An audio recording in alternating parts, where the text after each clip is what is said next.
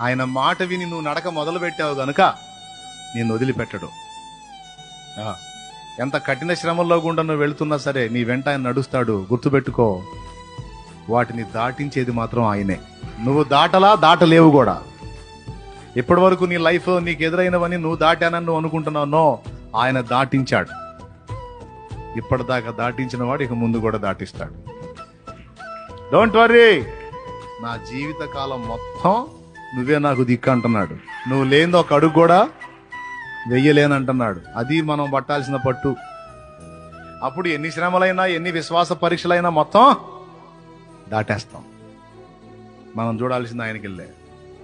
మనుషులకి వెళ్ళి చూస్తే ఏడుతావు. ఆయన మాట విని నువ్వు నడక మొదలు పెట్టావు గనుక నిన్ను వదిలిపెట్టడు. ఎంత కఠిన శ్రమల్లో గుండా నువ్వు వెళుతున్నా సరే నీ వెంట ఆయన నడుస్తాడు. గుర్తుపెట్టుకో, వాటిని దాటించేది మాత్రం ఆయనే.